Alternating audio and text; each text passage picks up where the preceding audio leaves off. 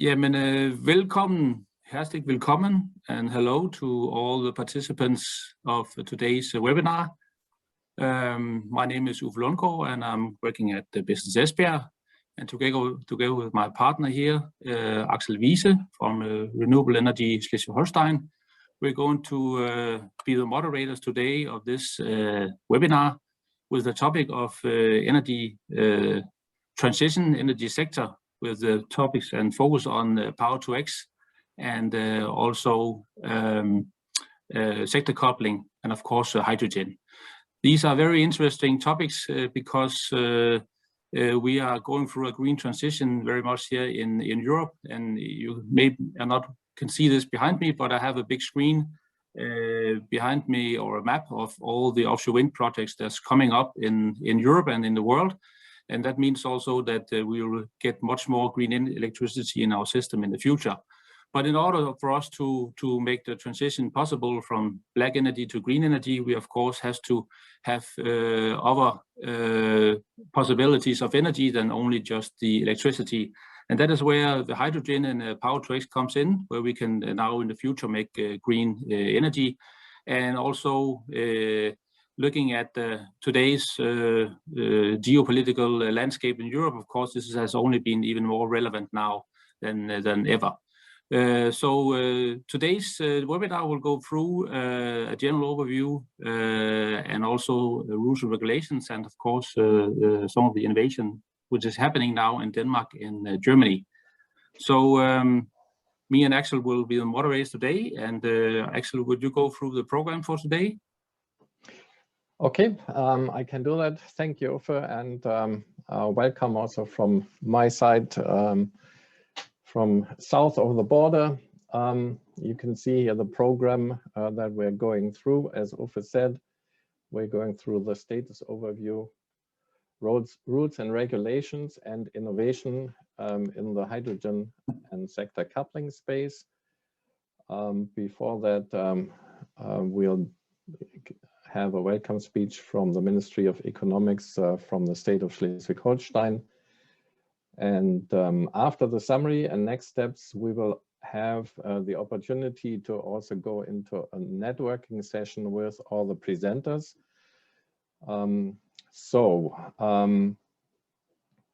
Right now, you cannot switch on your camera and your microphone. When you have any question regarding any of the presentations, you can use the chat function of Zoom. Everything you write into the chat we'll see, and some of the questions we may be able to address right away. If not, then you have the opportunity to also ask those questions in the networking sessions at the end. Okay, with that, I think I would give the microphone back to Uffe to just briefly introduce Business Esbjerg. Yes, thank you, Axel.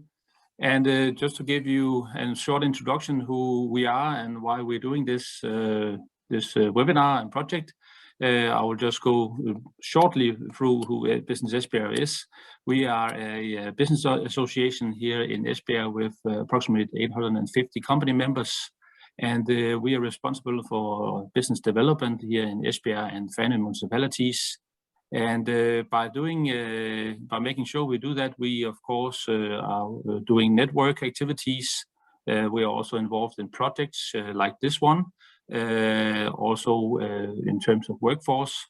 And we also are working in the subject of business policy.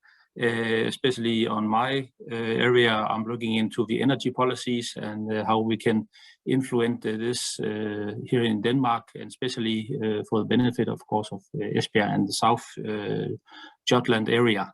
We are also very known as the green energy metropolis of Denmark, and are very well known for our big port, which a lot of the offshore wind activities are going through. A lot of the offshore wind installations in the North Sea is coming out of the port of Esbjerg. But we are also very much interested in green transition and Power-to-X, and having a couple of interesting projects coming up. power-to-X projects, which will be focusing on hydrogen and green ammonia. And that is for us a very interesting new area in the green transformation from black energy into green energy. Of course, also areas as carbon capture is interesting for us. I personally are responsible for climate and energy network here in Esbjerg, so that is who we are, and that's why we are also involved in this project and this webinar today. So the word to you, Axel. Thank you, Uffe. And so I'll briefly introduce the Renewable Energy Network Agency from Schleswig-Holstein, called EE.SH. We are actually one of the 6 strategic clusters of our state, and our focus is on what we would call Energiewende, energy transition. Our work is typical cluster work, so we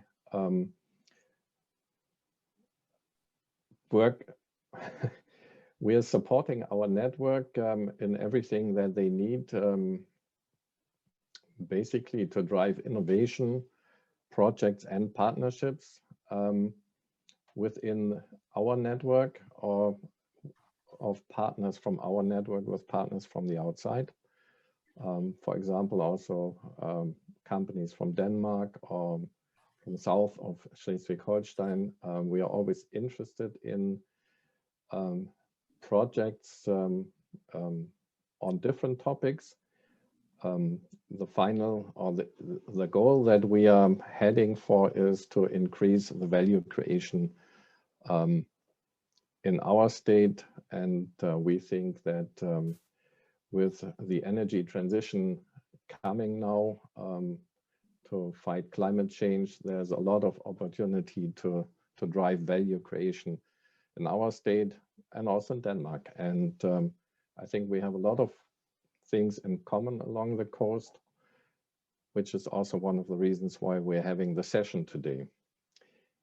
Energiewende, or energy transition, actually means that we are using the green electricity also to decarbonize the other sectors, which is heating and cooling, transportation and mobility in general, and the industry. And this sector coupling will not work, or will be supported especially by hydrogen as the medium to transfer the energy from one sector to the other. That's basically what we are talking about today, as our network agency is focusing on all aspects of renewable energy. Hydrogen is just one aspect of our work, but we work closely with many different partners from our state, especially the Wasserstoffwirtschaft, or the hydrogen economy, Schleswig-Holstein, Annika Fischer, and the research cluster EE.SH that we'll also hear about in a few minutes. Okay, so that's EE.SH in brief. And with that, I would like to hand over to Dr. Tobias from the Ministry of Economics of the state of Schleswig-Holstein, who will give us a few words of welcome or to the audience. Thank you, Dr. Tobias, for being with us. I know you have a lot of experience on European panels in Brussels, and you may touch on that, I don't know, but thank you for being with us for today. Hello from Kiel. Can you hear me well? We hear you. Very good. Okay, thank you. So good afternoon to everyone. Thanks a lot to the organizers of this event, and thanks a lot for having me today. I'm glad with you here today to discuss these really important topics. I think I can safely assume that many people in this room will not know me, so let me briefly introduce myself. So for a year and a half now, I've been heading the energy unit of Schleswig-Holstein's economy ministry. My background is I'm a trained economist and previously worked in the postal sector and then in railways with a focus on energy and climate policy. Today we are talking about green energy and hydrogen, and that is of course a major opportunity for jobs and growth, as much in Denmark, I suppose, as here in Schleswig-Holstein. And that is also the reason why the Schleswig-Holstein government is keen to promote green energy and hydrogen throughout the region. We would like to help develop the green economy, including hydrogen, so that it can deliver first for the people living here, for the climate, and last but not least, for a more sustainable economy in general. Please allow me one word of caution regarding hydrogen. We all know there's quite a hype on hydrogen, and that's great in a way, and we should definitely use this momentum. However, let's also pay attention that we don't promote hydrogen in just every conceivable way, but always keep an eye on the costs, including the costs of alternative greenhouse gas abatement technologies. I think that's very important to keep in mind. The agenda today is very interesting. We have a first point on sector coupling and hydrogen. And for an economist like me, it is self-evident that for a global or comprehensive optimum to be found, we need to look at all related options simultaneously. So that is where coupling sectors comes in. We need to stop silo thinking. We need to accelerate problem solving in a holistic way. So yes, we do definitely need more sector coupling quickly and wide-ranging, and hydrogen can help here. Another topic on the agenda is rules and regulations. That may sound dry and boring to many, yet it is absolutely crucial to get them right. Once a regulatory framework is in place, a good regulatory framework, markets can do their magic and bring out solutions that no bureaucrat, myself included, could have created.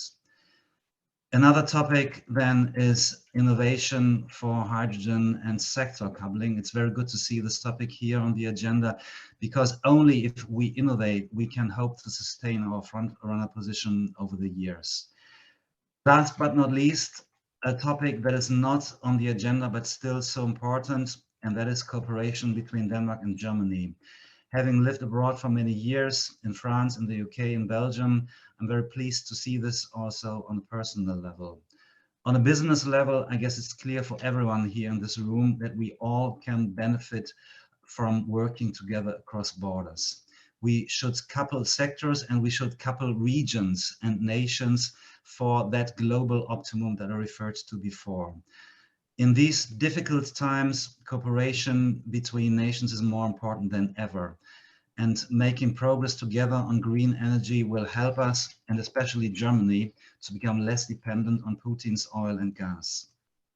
So on behalf of the Schleswig-Holstein Economy Ministry, a very warm welcome to everyone here at this conference. I'm looking forward to the presentations and the good discussions. Thanks to everyone, and tak to our Danish colleagues. Thank you, Dr. Tobias. And then we will move on to the next and the first set of presentations. I hope everybody can still hear me. And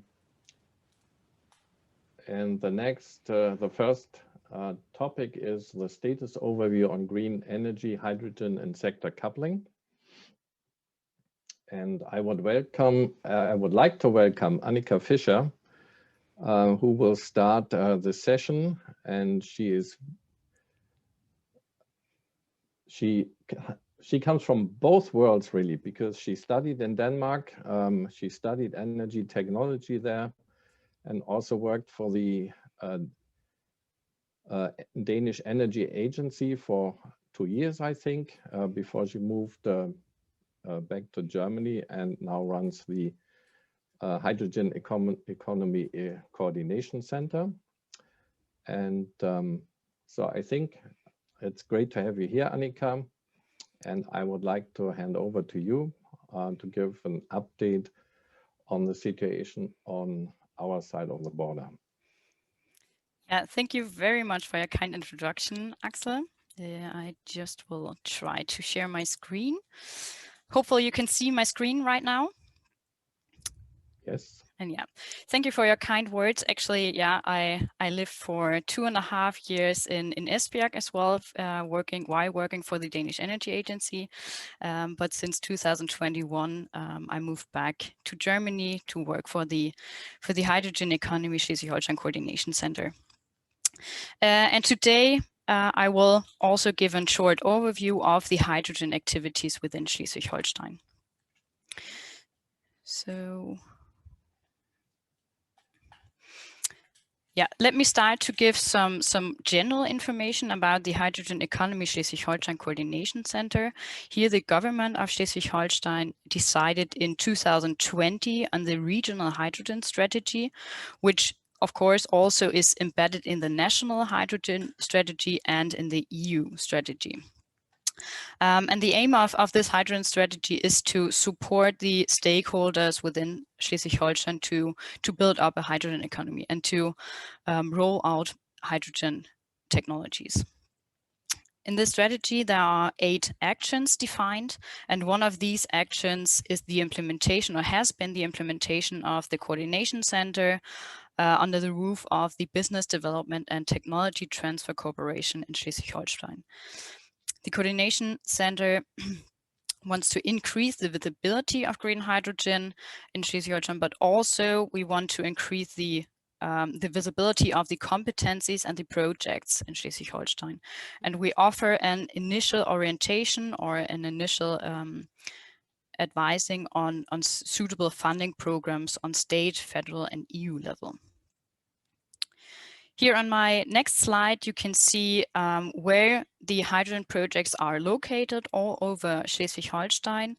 And throughout the past few years, the stakeholders have gained a lot of experience and knowledge through different fields of the hydrogen value chain. Because of the time limitation today, I will not be able to go in details with these projects, but I will try to give or to summarize and give a short overview of these competencies. Most of these projects that aim for the production of green hydrogen focus on producing green hydrogen through renewable energy sources, which most likely is wind or solar energy, through the use of water electrolysis technologies. And after the production of hydrogen, there are different pathways a project can go. And here's some of the projects in Schleswig-Holstein targets the mobility sector, where green hydrogen either is directly used as fuel for transportation. Here we see some project using hydrogen in the public transport sector. We might hear about that later on as well. We see hydrogen used in refuse collecting vehicles and building up a concept for the use of hydrogen for freight transport in Schleswig-Holstein. But also green hydrogen can take the path of power to X route, where green hydrogen is converted further to another product, which can be methane or methanol, etc. And also these products can be used for transportation. For example, the maritime sector here focuses or is looking into the possibility of using green methanol as fuel for transportation. Other projects in Schleswig-Holstein are looking into the possibility of using hydrogen in the industry sector. Here, the power to X route is as well a possibility because the synthesis process or synthesis of hydrogen into chemical compounds or chemical raw materials can be used for many different kind of industrial processes. And also green hydrogen can be used as direct substitute for the currently used fossil hydrogen. Lastly, we also see projects here in Schleswig-Holstein analyzing green hydrogen in the building sector or the heating sector, where green hydrogen is injected into the existing natural gas grid and mixed with the natural gas. And hereby, the green hydrogen will lower the amount of natural gas and also lower the carbon footprint. And thus the heating production, on the other hand, is also with a lower carbon footprint and more green. Lastly, and most likely the most obvious way using hydrogen technologies in the heating sector is to use the excess heat which is produced in the water electrolysis process. It's more a waste heat that is produced in the process of hydrogen production, but this heat also can be used for example, in district heating networks or net grids. So as you can see here, there are a lot of possibilities and also a lot of projects in Schleswig-Holstein. So we all know that hydrogen will play a key role in a future energy system, and this is because hydrogen gives us the possibility to interconnect the power production sector with the power consuming sectors, which already mentioned are transportation, heat, and industry. And Schleswig-Holstein has very good prerequisites for the production of green hydrogen, the storage and distribution. So, which is also why sector coupling and green hydrogen gained a lot of attention over the past few years.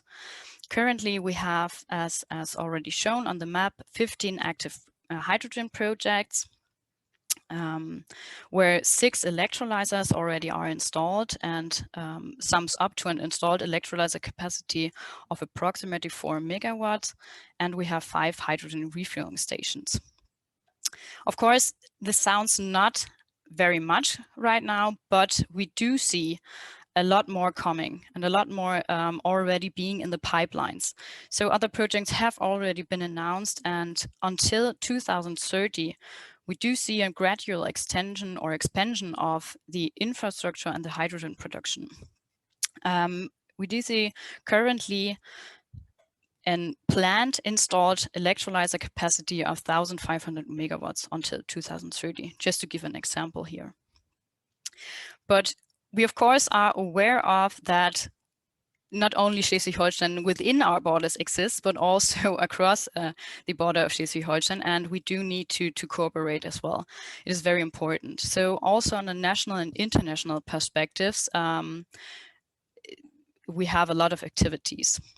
As mentioned before, also Germany has announced its hydrogen strategy back in 2020, and where it has made available 7 billion euros for speeding up the market rollout from hydrogen technologies.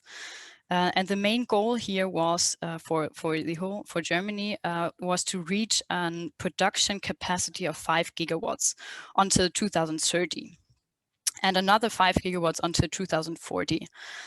But experts already believe that we will exceed these targets. And also, it is another very important aspect of this strategy is that cooperation, that we have to strengthen these cooperation and international activities. In December 2020, there have been 22 EU countries and Norway who signed a manifesto paving the way for a cleaner hydrogen value chain and committing to launch the important projects of common European interests, shortly also called EE.SH projects. Here, Germany had, of course, also applied some projects, but 62 of these projects have been chosen to go further to a matchmaking phase, where it is now necessary to find the right international partners and networks. So here, from these 62 projects, there are 3 very large of these projects are all on a large level, on a high level, and 3 of these are with participation from Schleswig-Holstein, stakeholders from Schleswig-Holstein. And these projects are addressing large production of green hydrogen, hydrogen infrastructure, and the use of hydrogen in industry and mobility.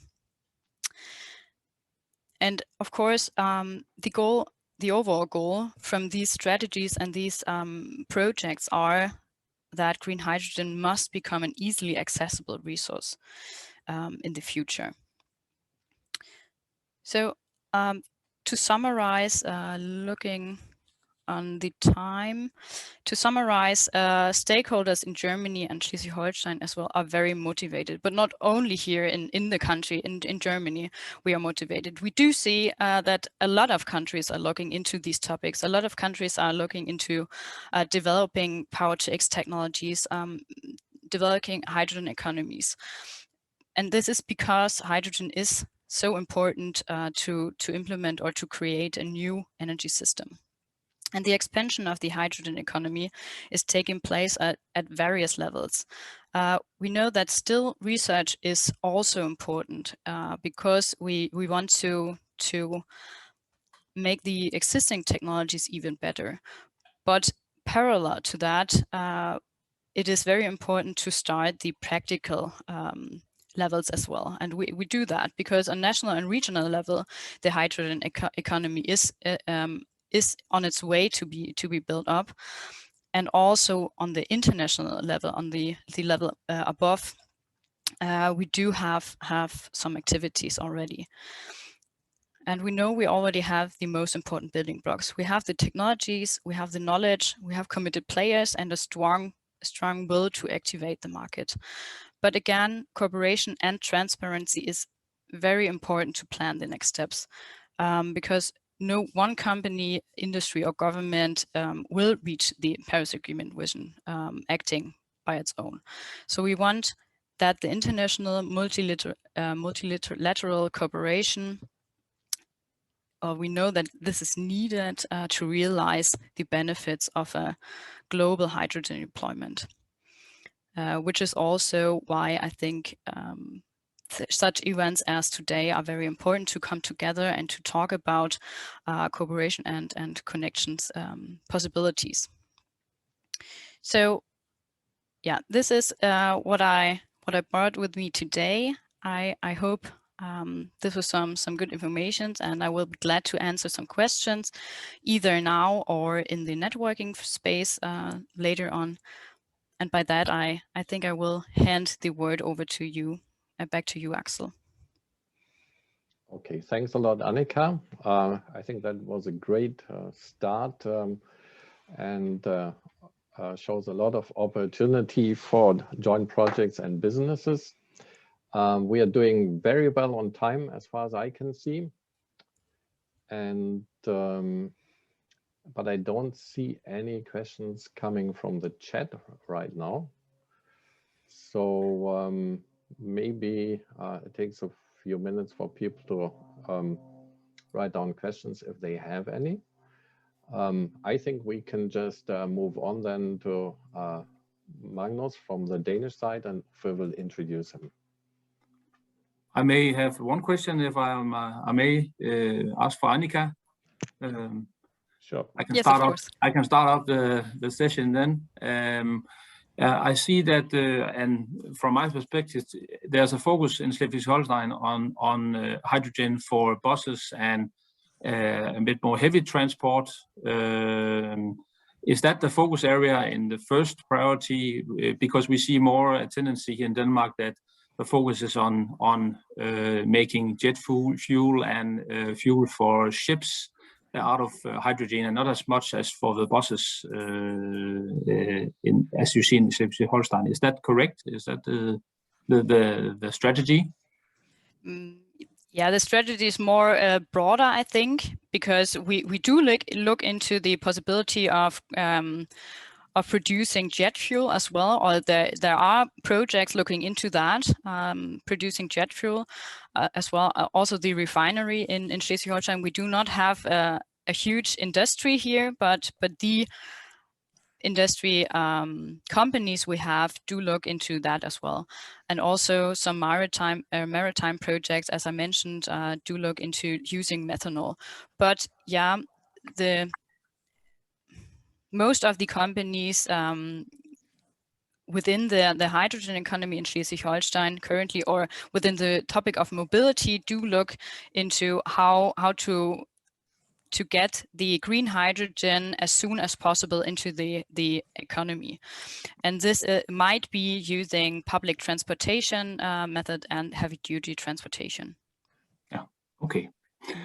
Yeah, I can just supplement on the topic. I know there's a pre-feasibility studies made here in Denmark on a hydrogen pipeline infrastructure to be connected with Germany, because all studies shows that there will be a huge demand of hydrogen in the future. So I know that the Danish energy net is looking at the prospects of making a hydrogen pipeline into Germany, and also a connection to different areas in Denmark also. So this could be interesting for us. Of course, we will very much like to provide you with clean hydrogen also from Denmark. So that would be a good idea. So I will just introduce the next speaker, which is Magnus Killingland from DNV, the Norske Veritas, as you say in Danish and Norwegian. But Magnus is a principal consultant with value chains and technologies for renewable green and low carbon blue hydrogen, bio and e-fuels, and carbon capture and storage, CCS. That's a long title. But he has many years of experience in consultancy in the energy transition. And I know also you are looking very much into certification and standardization of Power-to-X. And I think your topic today, Magnus, will always be something about the offtake market. Is that correct? Or have I said too much? But I think I'll give the word to you so you can introduce yourself and go more into the topic of suitable PTX technologies for offtake in several DK and DE sectors. So words over to you, Magnus. Yes, do you see my presentation now? Yes. Great. Thank you so much for the introduction. Well, I'm a Norwegian, but now I live in Sønderborg, in the heart of this beautiful German-Danish border area. So I will give an introduction on all the X's, what are they really, and what are the most suitable technology pathways for Denmark and Germany. But first, I would like to just have a quick safety moment, since hydrogen is an unforgiving chemical and fuel. Safety is the Achilles heel of hydrogen, there's no way around it. And so here you see a test from our test site in the UK. And one key takeaway I would like you to think of now is that if you have concentrations of hydrogen below 15%, for instance, in a leakage inside a compartment, it's comparable to natural gas. But if it's above, then it's quite serious. You can have serious detonations. But what is really Power-to-X? I will take a quick recap so all are on board, that we agree on a definition. So first of all, you need a lot of renewable power. Some say that it has to be renewable, at least sustainable, or maybe just emission-free. It depends on your perspective. This has a lot of oxygen and waste heat, which has to be used to make the business case better. For instance, as waste to energy heat, district heating. If you add nitrogen to it, then you get ammonia. If you add CO2 and then preferably biogenic from a biomass, waste to energy combustion, and capture it, then you can get methanol, e-methanol, or e-fuels. And of course, these can go on down the value chain and be different products. And you can also use hydrogen directly, either compressed or liquefied. So when we talk about all the X's, we usually talk about these hydrogen carriers, ammonia, e-methanol, and e-fuels. Some also include the products that come all the way from the renewable power via hydrogen combined with other chemicals.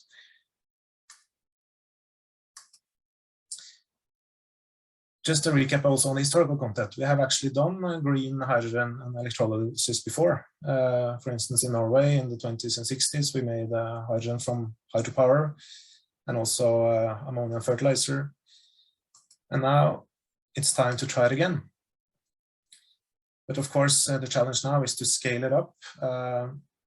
Not only the renewable power, but also all the electrolyzers. You need to establish production lines producing hundreds of electrolyzer modules per year to enable these 3-digit megawatt plants or even gigawatt scale plants. And so that has to be developed, just like battery manufacturing or solar panel manufacturing or even wind power manufacturing have been for the past 15-20 years. You might see a similar development now for hydrogen electrolyzers.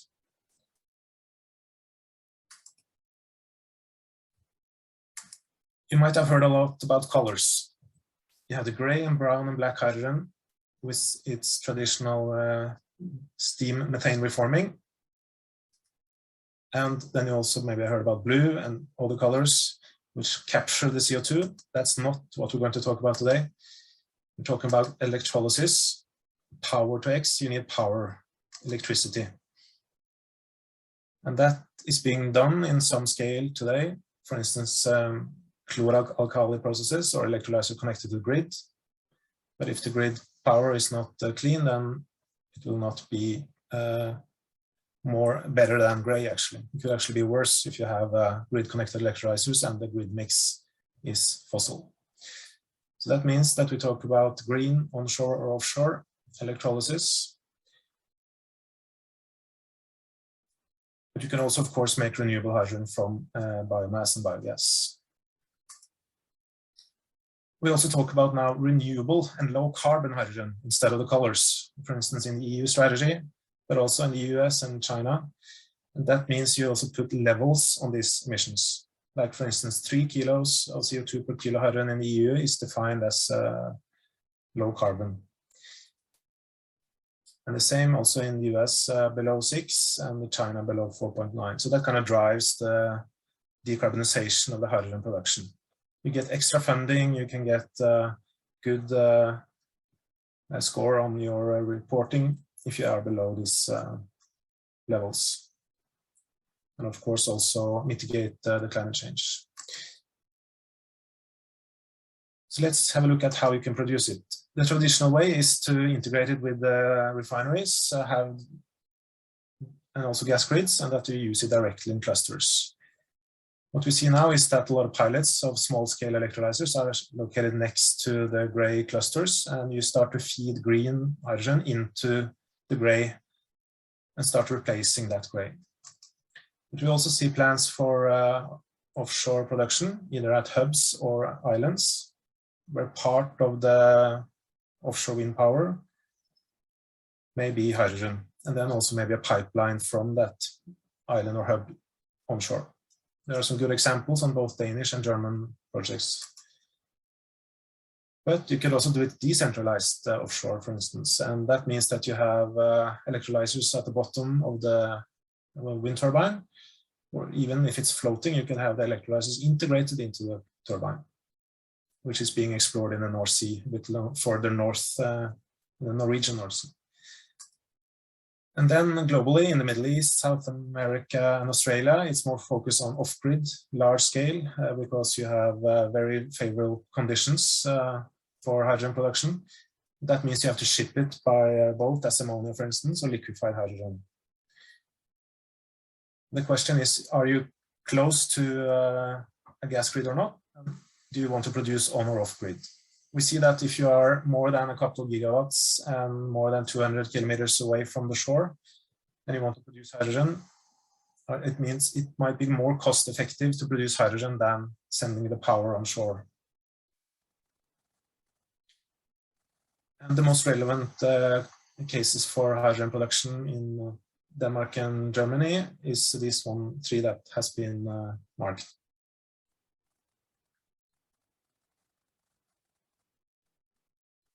If you look at Denmark, there are quite many plants, and this will of course be scaled up.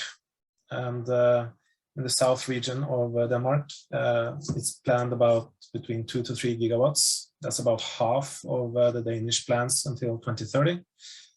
And one of these in Esbjerg is 1 gigawatt of ammonia, and some other small ones also for e-methanol.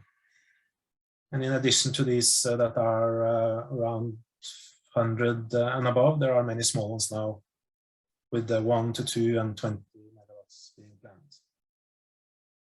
So it's going to be a staged or phased development with some pilots demonstrating new, more efficient technology before you get the large-scale gigawatt production plants. And here you see also some more dots on the map where they are mostly located. And for this year, the Danish authorities are having a hearing round plans for supporting 250 megawatts of electrolyzers. And some of these projects in the south part of Denmark is, of course, thinking about exporting hydrogen to Germany, not only using it domestically. So there are ongoing studies in Denmark on how to develop the gas grid or retrofit it or make dedicated hydrogen gas pipelines, as in most European countries. And some of the key drivers for the network design is that you can deliver hydrogen along to the ports for maybe producing fuel for shipping, where you need ammonia for the large deep sea ships, but you could possibly use hydrogen for the compressed hydrogen for the coastal fleet. Then there are plans to see how you can deliver it to fuel stations. We have these new transport corridors now being planned, for instance, from Hirtshals all the way south to South Europe, part of the TEN-T initiative. We'll also see this string initiative where you will have hydrogen stations from Hamburg to Oslo. And the plan is to collect hydrogen production from across regions and also maybe in the energy islands and hubs, and also store it in salt caverns in some parts of central Denmark before it's sent to industry in the south. So the question is when this is going to happen. Well, the Ministry of Finance, Evida and Energinet are looking closely into this now. Then it's interesting to see now with also the new situation how hydrogen can be stored in the gas system itself, but also in the salt caverns as a strategic energy carrier, and also provide food security even, because you might produce your own ammonia instead of importing ammonia from, for instance, Russia. There are studies ongoing on making different kinds of networks to enable the industry to decarbonize. And the question is also, should you have parallel methane, hydrogen, and CO2 pipelines? Because you also need CO2 for making the e-fuel. So that means you want to maybe capture the CO2 in many places and get it to these hubs where you can make e-fuel as well. Just one quick brief on the energy islands. I think that's kind of an X factor, but also the Norwegian situation with establishing a pipeline from Norway to Germany, because the Vice Chancellor from Germany was there visiting us last week. So there are many plans going. And here you see some planned energy islands. The Aquaventus is really interesting in Germany, but there are also, of course, others. And maybe even the Norwegian South North Sea, just across the border of the planned Danish energy island, might be having hydrogen production and connect. But these are, of course, long-term plans. So this we can look more into another time. So when you match production technology with offtake, you have to look at the existing use, replacing the gray hydrogen with low carbon and renewable. But of course, there's a lot of new use. That depends on how much electrification you might have with electric vehicles or heat pumps, and how much biomass or biomethane you might have in the gas grid.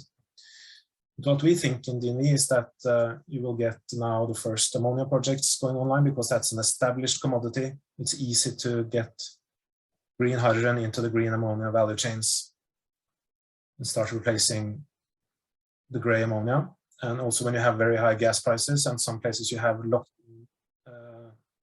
cost renewable power, that might be a case, good business case.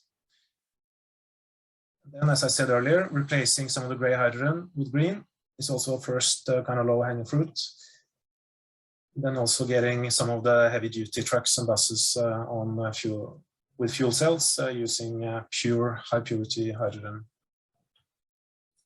Then maritime might come. There are some pilots going on, both in with ammonia, but also e-methanol.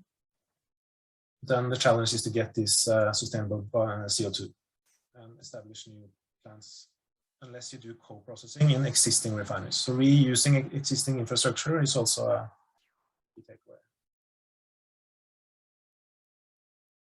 So I think I spent my time now, so I'll just finish up.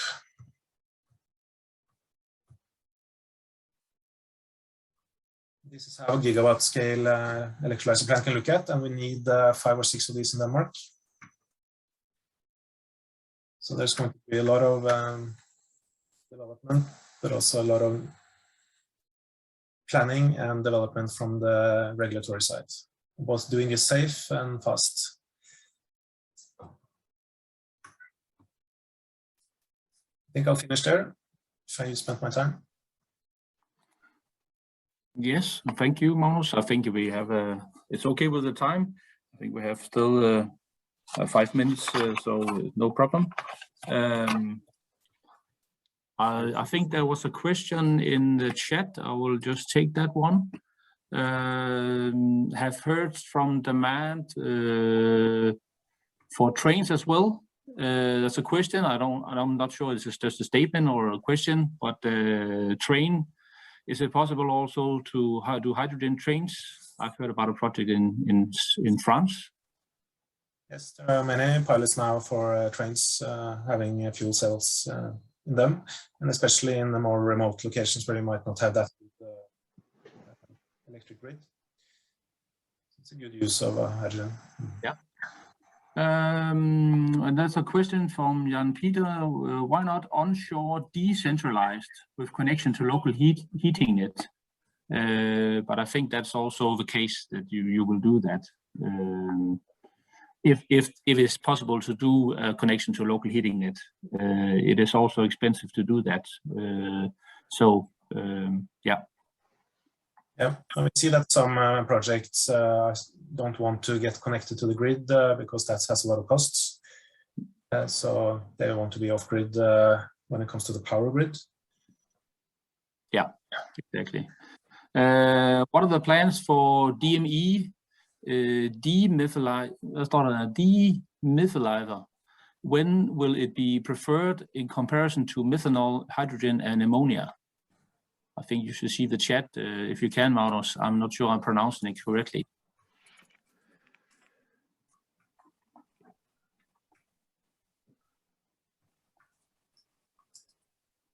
Well, yes, there are many studies exploring the learning rates and the technology development, the technology readiness level for producing a more sustainable demethyl ether and comparing it to methanol. So I think all the different petrochemical industries need low carbon hydrogen and low carbon methanol or DME. So it's just a question of getting that cheap renewable power. Yeah. Yeah. And then there's a question. Thanks for the engaging conversation. Do we have an opportunity for the presentation decks to be shared with participants as well? And yes, you will have that.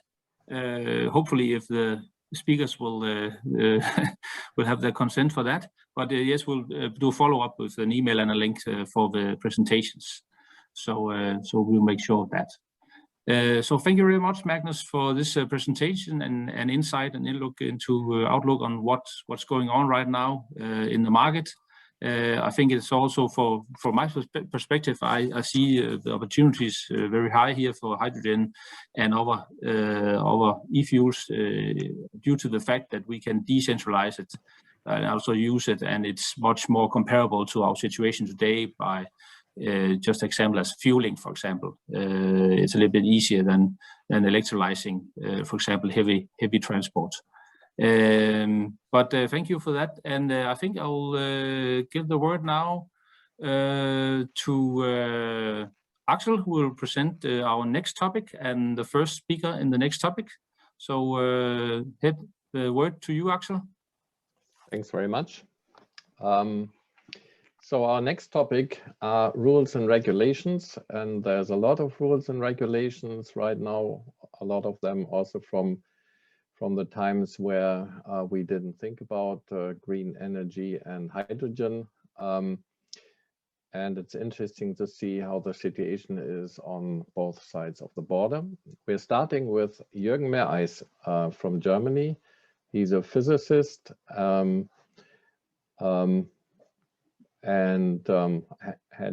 has filled a lot of different roles in his life. Today he is working at IPP-ESN Power Engineering and is a senior consultant for energy concepts. He's worked on a few studies for our region in Germany in terms of the opportunities for hydrogen and green hydrogen. So I welcome Jürgen Meereis and the floor is yours, Jürgen. Okay, thank you very much, Axel. I'll try to share my presentation. So can you see it now? Yes. Yeah, okay, fine. If you can see the presentation and hear me, it's great. No, thank you very much. Well, when I was asked to give a speech on rules and regulations, my first reaction was, why are you asking me? Why don't you ask a lawyer? Because I'm a physicist. My company works on energy and climate concepts, on sector coupling. We plan energy plants, electrolyzers, and so on. But we are technicians. But finally, we agreed that I will look at the regulations and rules and comment them from a technical and economic point of view. So if you expect in-depth discussion of legal details, then we have to involve others, maybe people from the audience. So what can you expect in the coming, in the coming 15 minutes? Well, I have 2 slides on our company profile, but I will skip them. You can look them up later if you like. I will start with the regulation influencing the electricity and hydrogen costs that we have in Germany. I will then come to the definition of green hydrogen. And finally, I will have some proposals for regulation working on a more market-oriented basis. So when we look at hydrogen production, one of the major elements determining the costs of green hydrogen is, of course, the price of electricity. And what we see here on the slide is the average price last year for household customers, which was around 32 cents per kilowatt hours. And when we produce hydrogen, of course, not just the costs of electricity are relevant, but also the costs of the electrolyzers, of transport, transformation losses, and so on. This all has to be added. And it's quite clear that even if just the electricity costs 32 cents, when we look, for example, at transport applications, it's not competitive compared to diesel. So even if we take into account the price explosions we had in the last weeks, the diesel price is around 22 cents per kilowatt hour. But of course, 32 cents is not the price that industry clients have to pay. For example, companies operating electrolyzers. When we look at the details, we see that 1/4 of the price is for the real production of electricity in Germany. 1/4 of the price is for grid charges, and more than half of the price is for taxes, levies, duties, and so on. But there are for industry clients several exemptions. For example, VHT is of course not relevant for industry clients. And there are several other exemptions, here you just see some of them, which allow the reduction of duties, levies, and taxes for electrolyzers, depending on the special construction operation mode of the electrolyzer, depending on the situation of the company, on the location, and so on. The most important issue is the one here on the right, the levy for renewable energies, which makes something like 20% of the electricity price, or made last year. This levy is to be removed. Our new federal government decided that it should be removed from next year, and now we are already discussing of removing it to zero, maybe even in the middle of this year. So there are several exemptions, and that means when you're doing a feasibility study for an electrolyzer, you might need some technicians, some economists might also be helpful. But first of all, you need a bunch of lawyers who explain how the electrolyzer has to operate in order to get rid of all the taxes and duties and to make it feasible. Finally, so far we had two main models, business models for operating electrolyzers in Germany. The first model was the decentralized hydrogen production. Decentralized means that the electrolyzer is on the same site as, for example, a wind farm. And we have a direct line between the electrolyzer and the wind farm, so we don't use the public grid. And it's quite important for the German regulations, considering the German regulations, that the operator of the wind farm and of the electrolyzer is the same legal person. And there must not be any subsidy anymore for the electricity. We can have that, for example, when we have a wind farm which is more than 20 years old, which doesn't get subsidies according to the EEG anymore, that this electricity could be used. In this case, the taxes and duties could be reduced to less than 0.1 cent per kilowatt hours. So that is next to nothing. The second business model is to have centralized hydrogen production of a large electricity consumer. Large electricity consumer mean that you consume more than 10 gigawatt hours of electricity per year. That corresponds roughly to 180 tons of hydrogen per year. You will probably then be connected to the medium or high voltage grid. And it's quite important that the production of the hydrogen is in a company of its own. We do nothing else, or that it's part of an electricity intensive production industry, so that we have a high part of costs by electricity consumption. In this case, the amount of taxes and duties can be reduced to less than about 2 cents per kilowatt hours. It's more than in the first model, but it might still be acceptable. Of course, there's also a third business model that you don't build the electrolyzer in Germany, but right behind the German-Danish border. You transfer the electricity a few meters behind the German-Danish border, then you'll get rid of all the taxes and levies we have in Germany. You produce the hydrogen in Denmark and transfer it back to Germany. That's the third business model. Let's come to the consequences for the costs of hydrogen. What you see here is the price of hydrogen in euros per kilogram. For example, here, €4 per kilogram, depending on the utilization hours of the electrolyzer, how many hours per year is the electrolyzer running, and the electricity price here on the top. Sometimes we have people who say, well, electricity is a scarce commodity, so we should only use electricity for producing hydrogen when we have grid bottlenecks, so that the wind turbines have to be throttled. But then we typically have utilization hours, or would have utilization hours of the electrolyzer around typically, let's say, 500 hours per year. And what you can see from this chart is that even if we get the electricity for free, so no production costs, no taxes, no levies, the costs of hydrogen would still be 24 euro per kilogram. So that's far away from being competitive.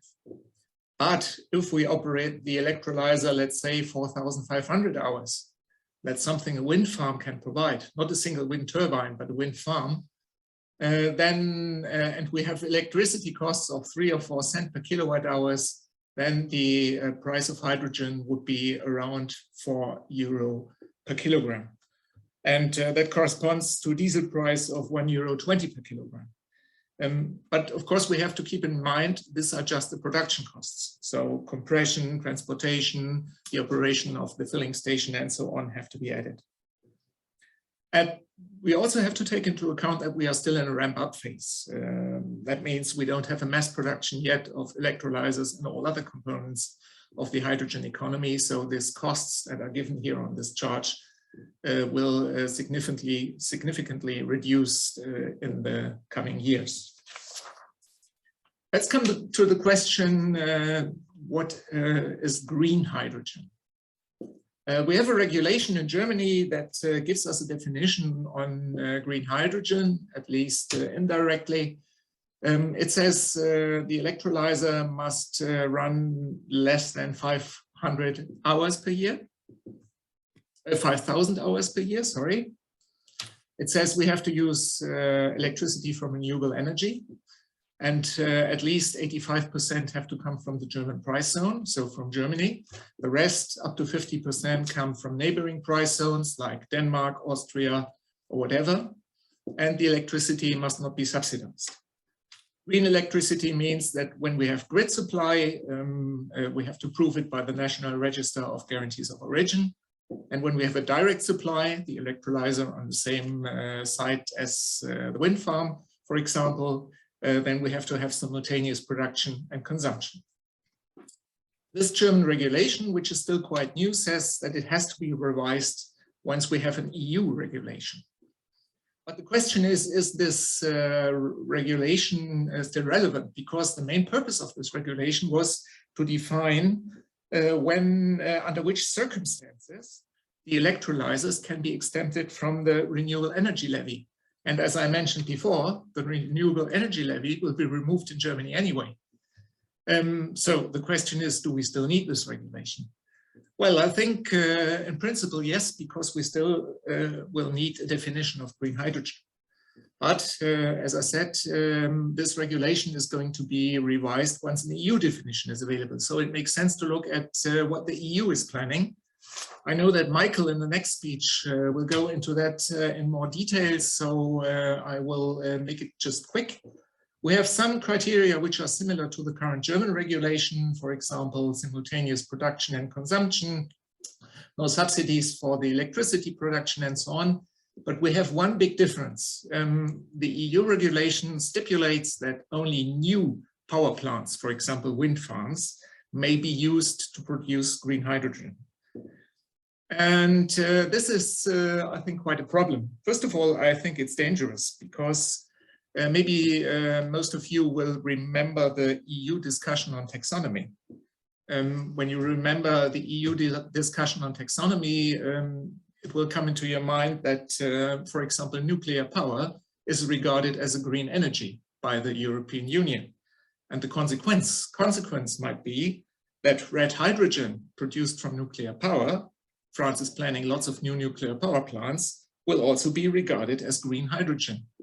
And I think, at least in Germany, it's something we wouldn't be so happy with.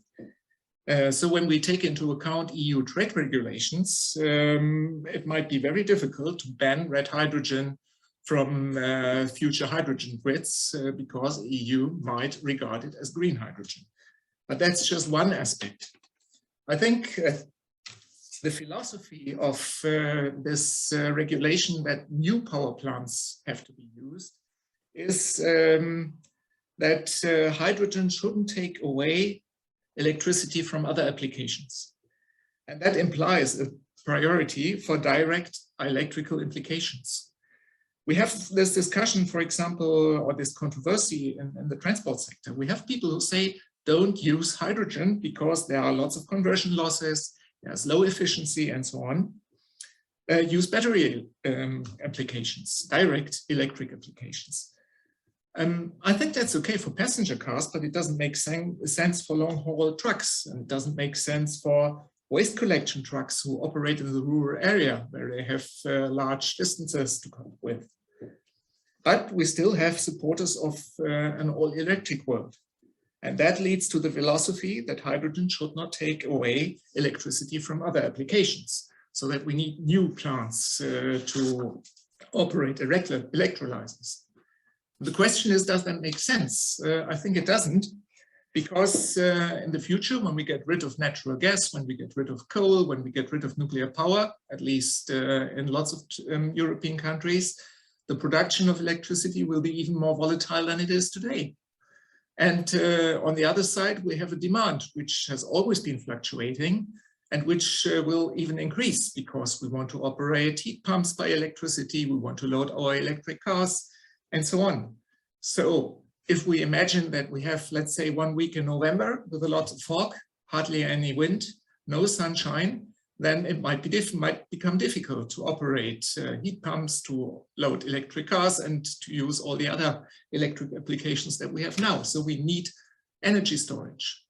And for energy storage, we have two principal ways of doing it. The first one is to have a decentralized storage.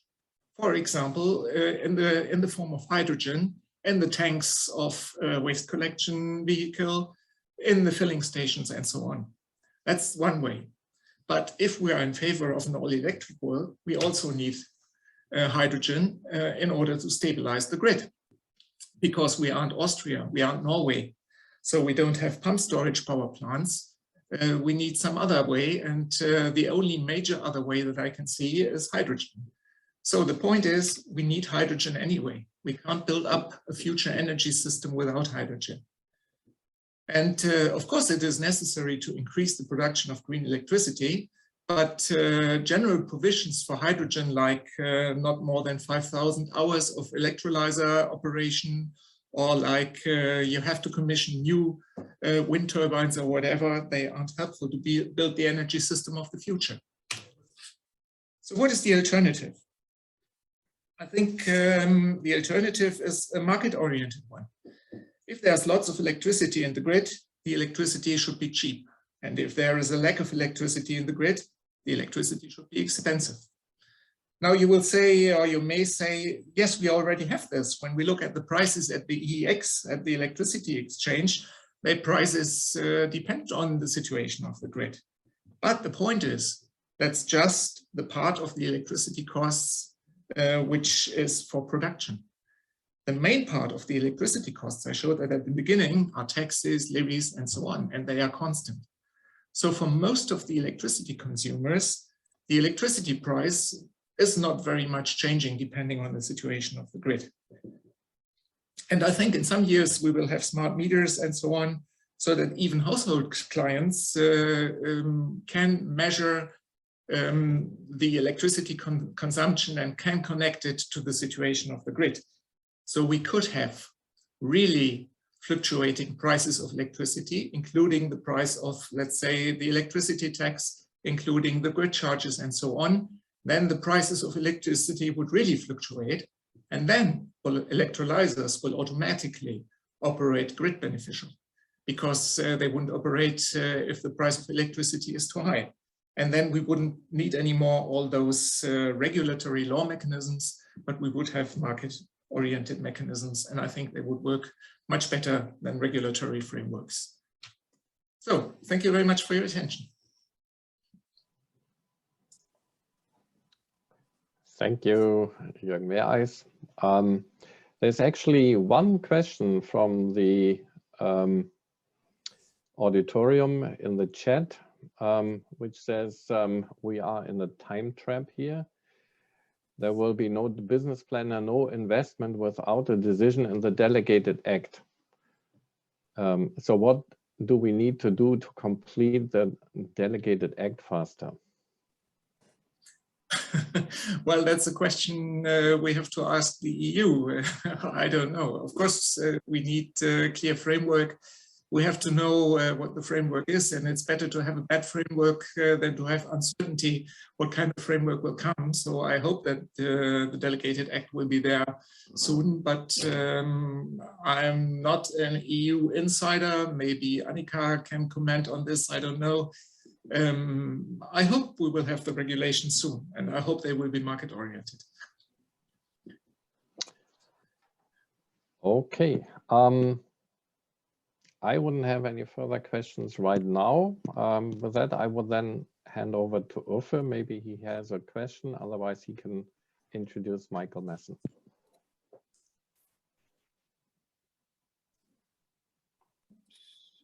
Yes, thank you, Axel. Yeah, and thank you for this interesting presentation, Jürgen. I was very keen on hearing more on that third alternative to switch power between countries. But we'll see here. That's just one question. What is the future of bringing back all German nuclear power plants to the grids, supplying safe, green, and low carbon energy, especially now when EU is depending on Russian gas? Yeah, could be a possibility. Let's see what will happen.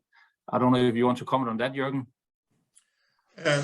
Well, I can only cite with experts on this issue. I think it's for two reasons. It's not an alternative. The first is the political one. I think we have a consensus, at least in Germany, that the risks of nuclear power plants are not acceptable. And the second reason is the technical reasons. All the power plants that we still have are in the level of running down, and getting them into operation again also means would need 2 or 3 years, at least that's what I've heard. And third argument is that most of the stuff for the elements, uranium and so on, also comes from Russia. So I think it would be a real solution. Very short-term solution then. Okay, thank you. If there's any more questions, we can take them in the virtual rooms in the end, of course. But I think we'll go now to the next speaker, which is a Danish speaker now. And I will just shortly introduce Michael Madsen, which is a senior advisor at WaddenC. I think Michael will shortly tell who WaddenC is, but Michael is an expert, in my opinion, on rules and regulations, both in Danish terms and EU terms. So I will give the word to you, Michael, on the subject on PTX regulation in DK and EU. Are you there, Michael? Yeah, thank you, Uffe. Can you hear me? Yes, loud and clear. Good. I'll put on my presentation as well. See if that works. Do you see my presentation in full screen as well? Yes. Perfect. Then I'll start. Yeah, I'm as Uffe introduced, Michael Madsen from WaddenC. We'll talk a bit about the Power-to-X regulation in Denmark, and also a bit about the regulation in the EU. I'm not going to go through this slide, but just quickly tell that WaddenC is an industry association representing the wind power sector, and that is the whole supply chain within wind, and are now also doing PTX activities. So yeah, I'll just jump right to it. Just a quick glance. I have to say I only saw the prior 10 minutes, so I don't know the exact points that have already been made, but I'm just going to go through my slides anyway. This just to draw the big picture of the potential electrolysis capacity in both Denmark, EU, and worldwide in 2030. In Denmark, we have planned projects of up to 6 to 7 gigawatts electrolysis. The EU strategy is 40 gigawatts, and a pathway, or at least a net zero scenario by IEA says that in 2030 we worldwide need 850 gigawatts of electrolysis, which is staggering numbers. And as I point out on this slide as well, we need a lot of extra electricity to feed into the electrolyzers in order to make the hydrogen green, which we should do in our opinion. And just for comparison, the largest electrolysis plant as of today, as far as I know at least, is only 150 megawatts, and is in China. And also the amounts of, for instance, offshore wind commissioned today is also relatively low to the huge amount that is needed to produce hydrogen in terms of these large numbers. So just to put it a bit in perspective, the EU and a lot of other European countries have a Power-to-X strategy, and finally we also have one in Denmark. As we reach, or the politician reached, a political agreement last week. We're very happy to see that finalized, that it's finally here. And overall, we are happy with the result. A lot of good intentions, and a lot of good first steps towards creating the infrastructure and kickstarting the Power-to-X industry in Denmark. First of all, there's a target of 4 to 6 gigawatt electrolysis capacity in 2030. It includes Power-to-X tender of DKK 1.25 billion, which is to be funded and allocated as production support based on the lowest price per unit, so relatively simple model. There's also elements of establishment of hydrogen infrastructure. First of all, need to prepare the national legislation for it, and it should be in a transparent and non-discriminatory way, as we know it from other sectors as well. And then also parts of a possible conversion of the existing gas and methane infrastructure, and to see whether this can be turned into hydrogen infrastructure. And also very, very important as a first step to provide the legal basis for the Danish TSO Energinet and the Danish DSO Evida to construct, own, and operate new hydrogen infrastructure. So a very important start there. It's also containing parts about export, where the goal is to strengthen the international cooperation with a focus on the export potentials, as well as attracting foreign investment in Denmark. Webinars like this might help in those terms. Other things to highlight in the Danish Power-to-X strategy is the parts about more cost-reflective tariffs, and also possibility of direct connections.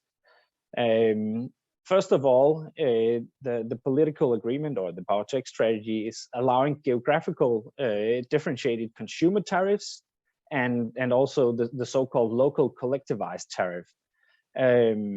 In general, it's a good thing to make it more cost reflective, because when placing the assets right, you can lower the cost and make it more competitive.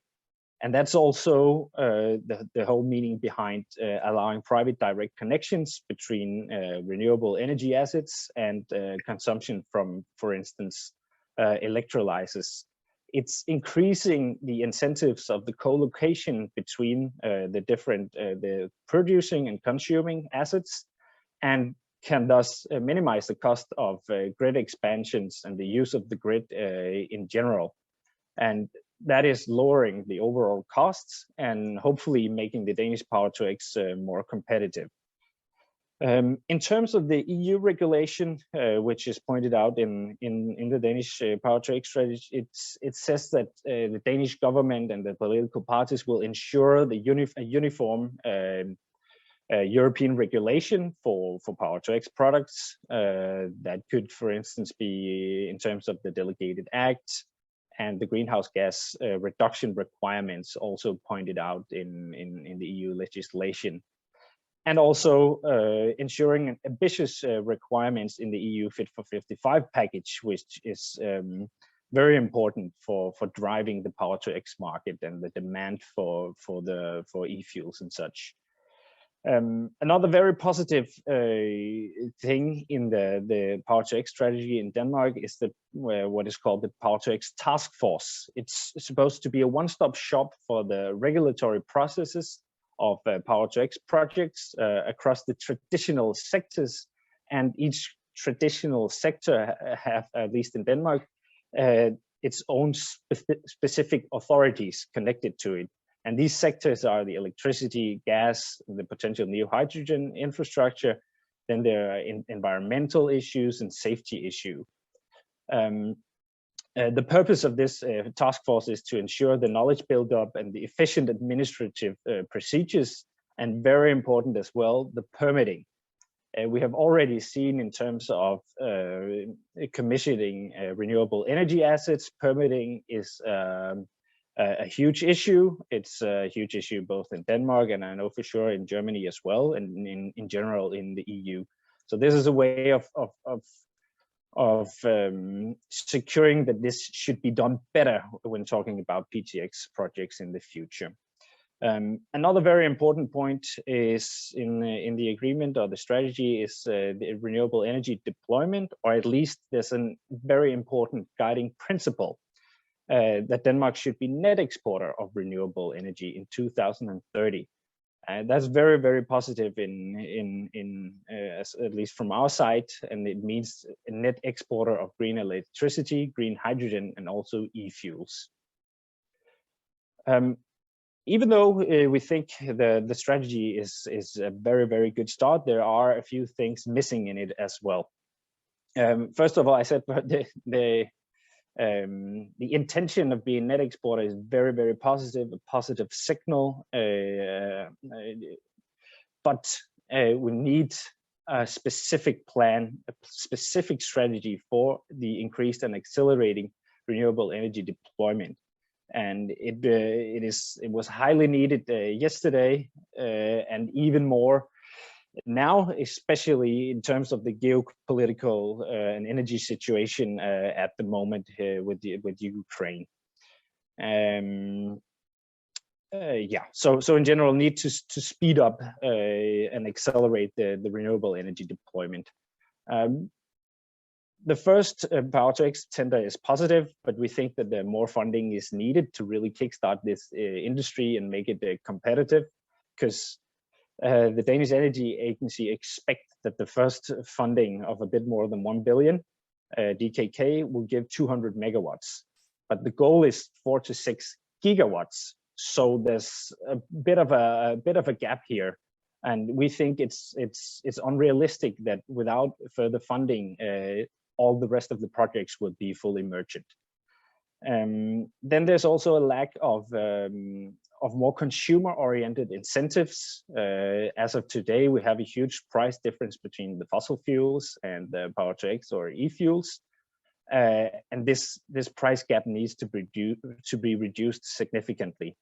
This can of course be done in a lot of ways. There's a carbon tax, or you could increase the domestic greenhouse gas reduction targets in transport fuels, etc. There are a lot of good solutions to minimizing this gap between e-fuels and fossil fuels. And if we look in the Danish government's climate program, they are to present some proposals in terms of increasing the incentives for the consumers, and are all very much looking towards EU and especially EU's Fit for 55.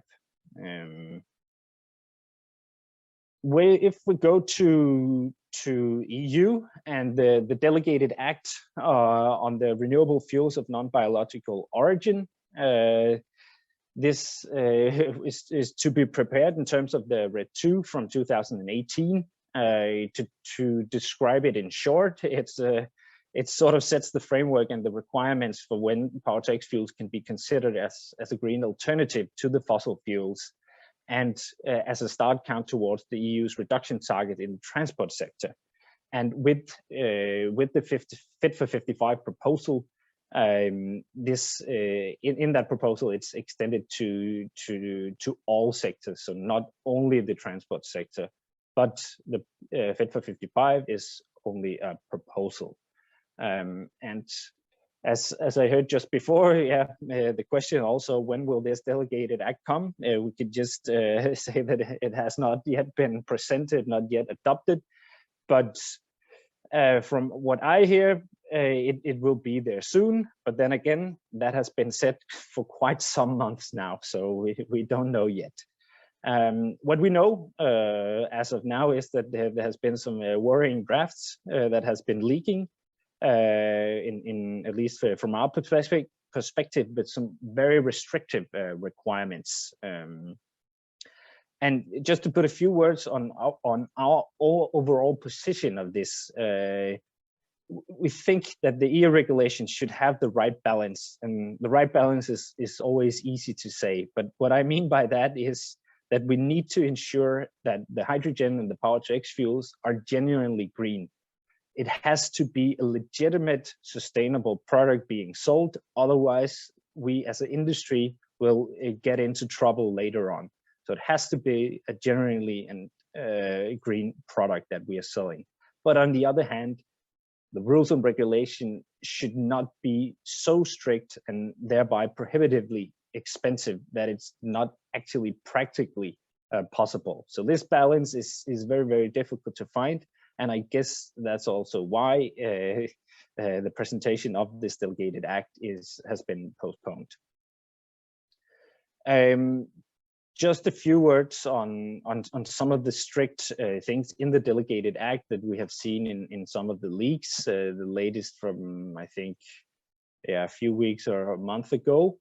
There's a very strict criteria of the temporal correlation, where the EC is proposing a temporal correlation on a daily basis up to and including 2025, and after from 26 and onwards, it should be a temporal correlation of each hour. This is way better than the beginning, where it was a temporal correlation for each quarter. So the EC has loosened a bit on this, and we are getting to a place where it's practically possible now. There's a very second point of a very narrow definition of additionality, where the European Commission has proposed that it's only new and subsidy-free renewable energy plants that could be considered in terms of producing the RFNBO. In our opinion, it's a very risky approach, as it risks excluding large renewable energy resources from for instance, two-sided CFD-supported offshore wind, and that is because the state is the owner of the seabed, and the state concession is by the EC considered as state aid.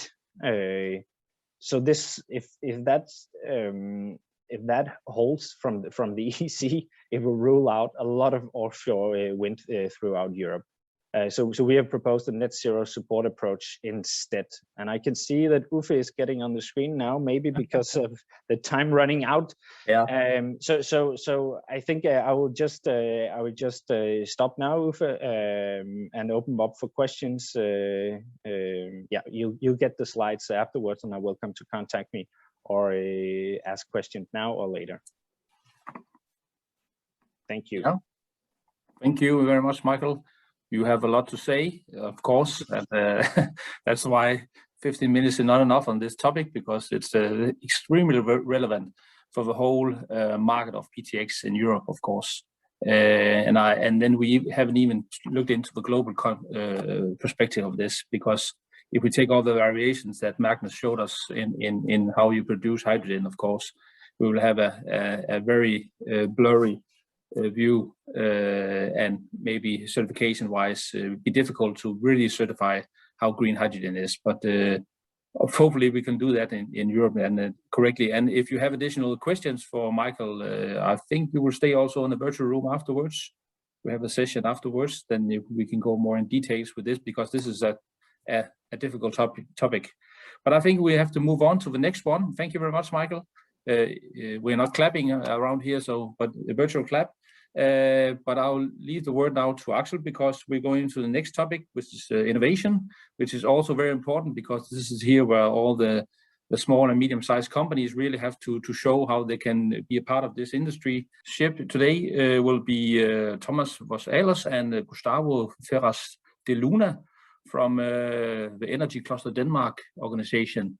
And they will bring us up to speed what is happening with innovation projects in hydrogen and power-to-X in Denmark, and also how do you do the partnerships between companies So I'll give the word to Gustavo and Thomas.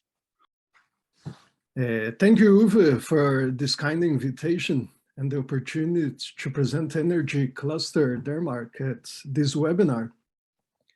As you said, my name is Gustavo de Luna. I'm an international project manager at Energy Cluster Denmark.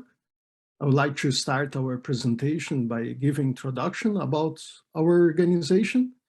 And then my colleague, Thomas, will later showcase some concrete examples of innovation projects being developed together with our members in Denmark. So who we are? We are the national cluster organization and preferred innovation platform where companies, knowledge institutions, academia, and public actors collaborate on the development of new energy technology solutions in Denmark.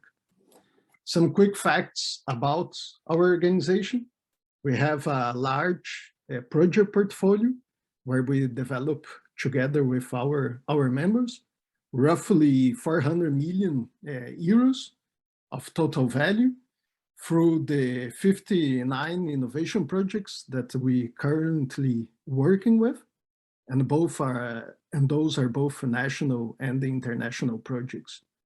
These projects we develop in close collaboration with our 400 members, covering the entire energy industry in Denmark. We have also a national presence through 6 regional offices in different locations in Denmark, in the southern region of Denmark, in the north region, and also in the capital city of Denmark, Copenhagen. So as I said, and then we facilitate and fundraise concrete innovation projects and activities that always involve partnerships between our members.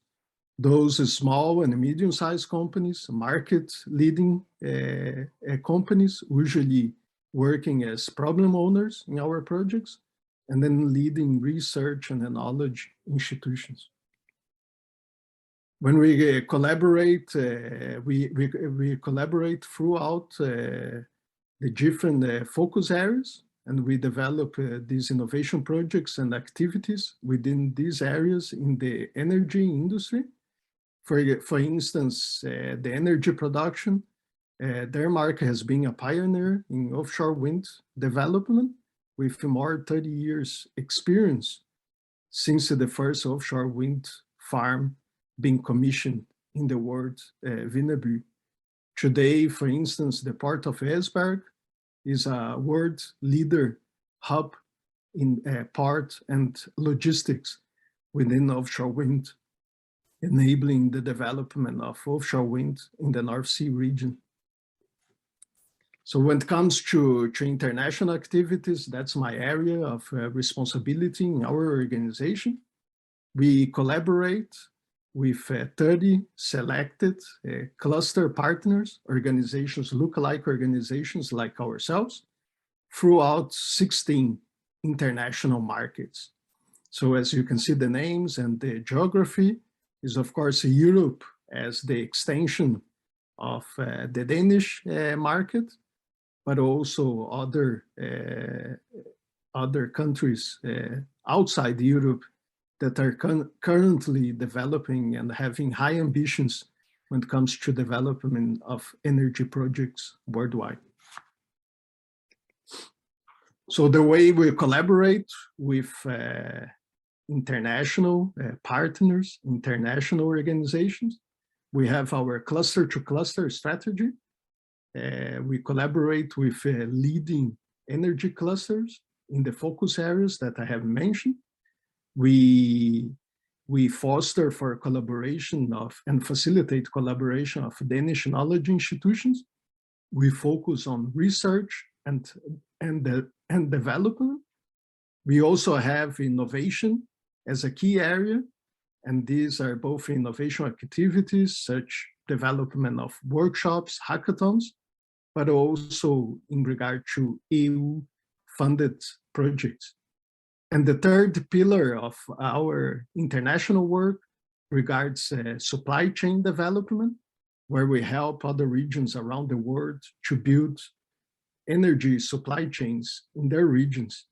This is based on matchmaking of Danish companies as experienced supply chain with local regions, and this towards a development of long-term partnerships.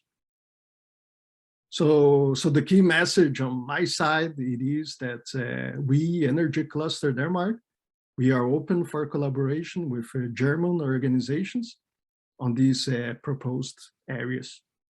I will pass the words to my colleague Thomas, where he will lead through some examples of our innovation projects. Thank you. Thank you, Gustavo, and hi everyone. Thank you for having us. Gustavo, you need to be my remote. I will just raise a finger when you have to switch. I will tell you about two exciting projects that I have started myself together with some exciting companies in Denmark. But before I go to the projects, I will just tell you a little bit about our innovation model, because this model is actually very unique, and it's a model which is acknowledged by the industry. And I will just highlight a few things. It is three steps. We start with the challenge. What is the challenge that we need to solve? Afterwards, we go to scouting. That means we have to find the right companies, the right universities to make the solution, and then in the end we go to innovation phase.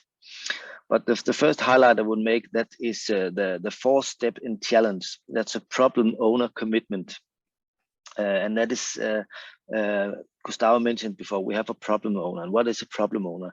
To ensure that this innovation that is made, it's not ending up in a drawer somewhere. It needs to create value for our industry, and that is why we have this problem owner commitment. No projects will go any further if we do not have a problem owner. And a problem owner is a commercial partner, one of the big partners in the industry, which will commit to this solution. Say, if we can solve this challenge, we can see a business model in this. We can see that it has a very, very high value for our company and for the industry.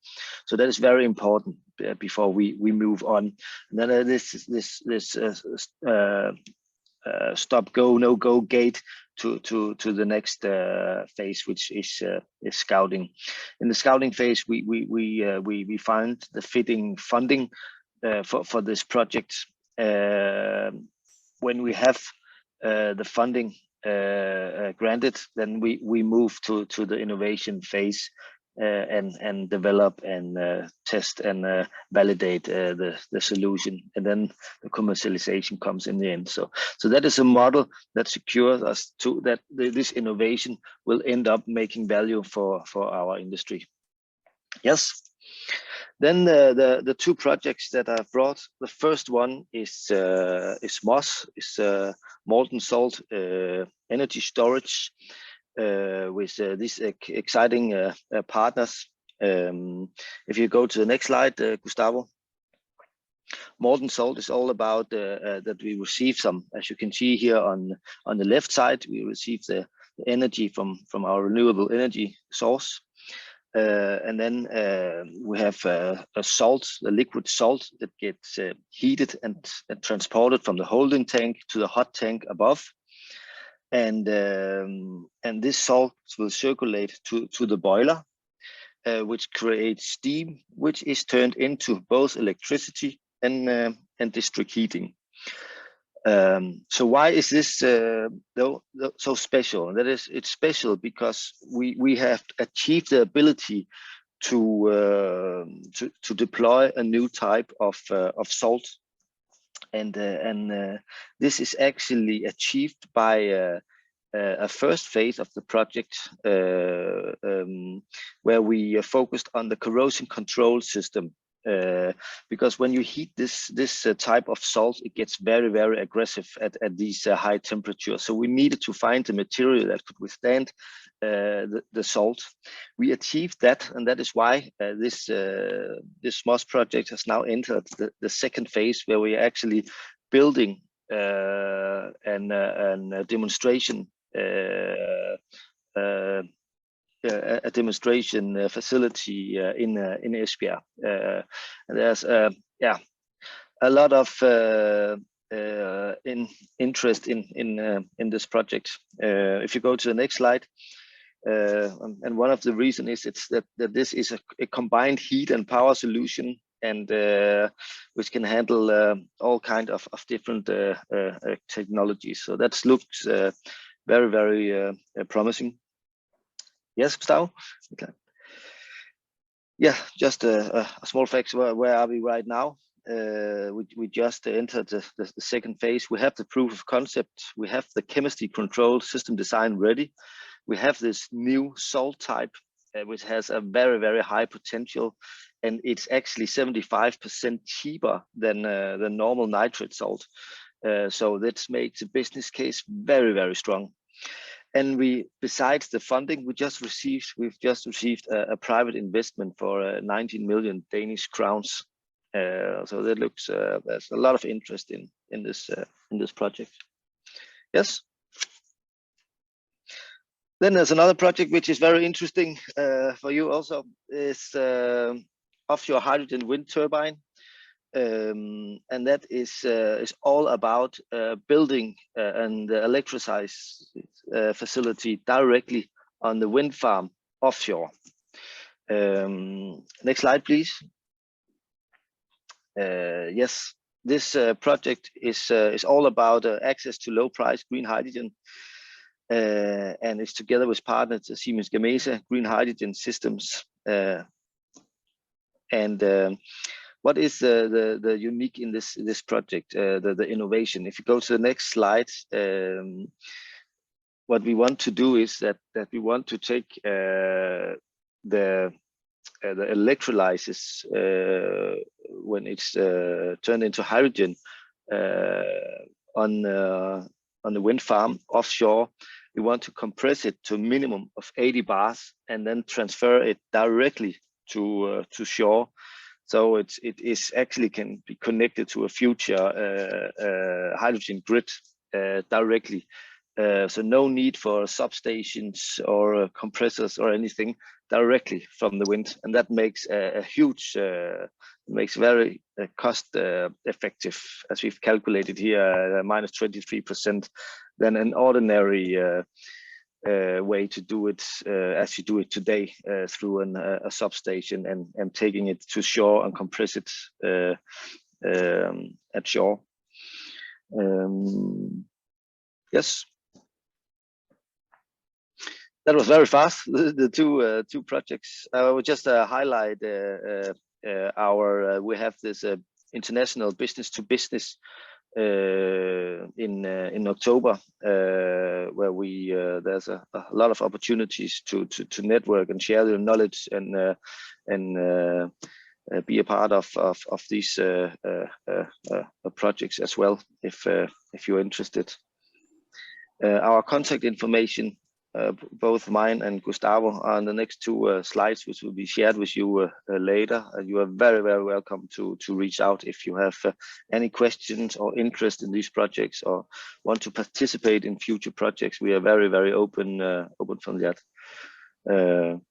Thank you very much. I think that was our 15 minutes exactly. Yeah, 15 minutes of fame, as you. There's a question.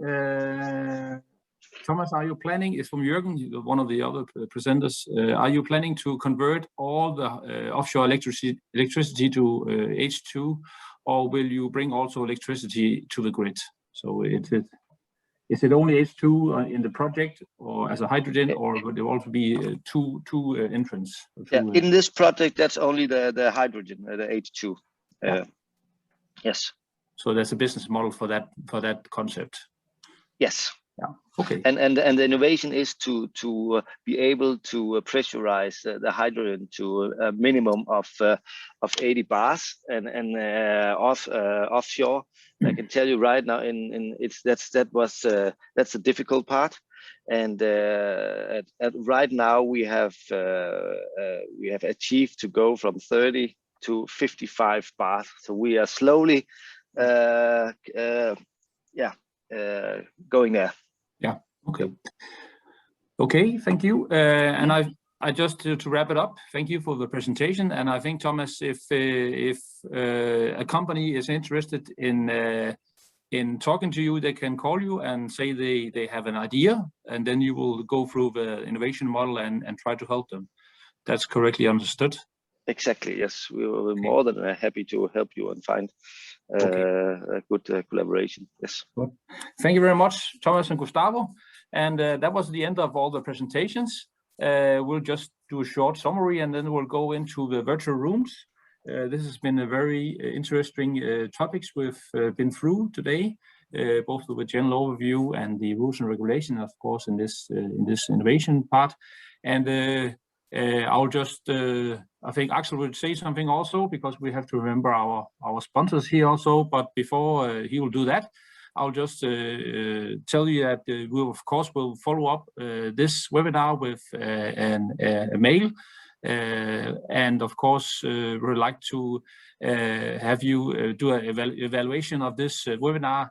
And also in this questionnaire, we will ask you if you're interested in delegation trips to Germany or Denmark. So we would like to investigate the next steps, if we can do some more matchmaking across borders. So please fill out the form when you get it, so we can get some good feedback after this webinar. So Axel? Okay, thank you, Uffe. I think that part really was intended for a little later, but no problem. We would also like to hear from this one slide from Dagmar, from our organization, to talk about cross-border cooperation under the umbrella of Fit4Jobs at WaddenC. Yes, I hope you can hear me. Yes, we hear you. Okay. Okay, thank you. Yeah, we are now stepping a little bit aside from the main topic of green energy, hydrogen, and sector coupling, and we are coming now to the second aspect of our event, of our webinar, the international cooperation. My name is Dagmar Jensen, and I'm working at a business development agency in North Frieda within the field of German-Danish cooperation, and I'm also part of the organizing team of today's webinar. First of all, I would like to thank all the speakers and the hosts for this really exciting cross-border information on green energy, hydrogen, and sector coupling. I think it's really amazing. As you can see on the footer on this slide, this event is not only supported by Business Esbjerg and Renewable Energy Schleswig-Holstein, but also by the European funding program Interreg 5A Germany-Danmark. And as part of that, the Interreg 5A project, Fit4Jobs at WaddenC, that is located at the West Coast side, offers different activities, and we hold events especially to develop or expand the cross-border cooperation, particularly within the key economic sectors in our border region, just to strengthen it. And to this end, we are currently working very close with our colleagues from Esbjerg, Kolding, Tønder, and Rendsburg-Eckernförde. But we are also supported by numerous network partners and stakeholders from the business sector, north and south, the border, especially today, Renewable Energy Schleswig-Holstein. And last but not least, I would like to mention that the Fit4Jobs team over the past year has developed an internet platform as a digital tool that provides companies with initial information about the economic area and the border region. But it also offers a business matchmaking service where companies interested in Germany or in Denmark can register to receive support in finding suitable cooperation or partners. So if you today don't find the contact person you want or you're near, please feel free to contact us, and we would like to help you and assist you. As you can see, the email address is business-de-dk, and the slide will be sent out with the whole presentation, so it's no problem to contact me. So, and that has been the very little commercial break, and I wish every one of us really informative networking and exciting discussions afterwards in the 3 breakout rooms. So the floor is yours. Okay, thank you, Dagmar. That's really the end of the presentations. And I think we did already a brief summary of it, did that. The key thing that I remember from his summary is that we will send out a questionnaire afterwards, an evaluation, and we would like you to fill in that questionnaire, especially on those questions which are about how we move forward from here in terms of partnerships and joint activities across the border on the topic of hydrogen and power to X. Is that right, Uffe? Yeah, exactly. Okay. Sometimes it's okay to repeat things. Okay. And I think we also heard very interesting, very different presentations. So in summary, I think they cover the whole space very nicely. We can also see there's a lot of challenges or huge challenges ahead of us in terms of making this transition work from the old energy system into the new energy world, which definitely will have hydrogen as one of the major building blocks.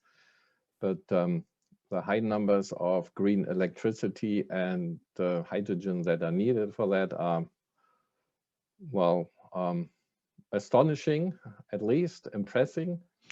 And so there's also a lot of opportunity to work together commercially and on innovation projects. So we really hope that from this session today, we can kick off a few future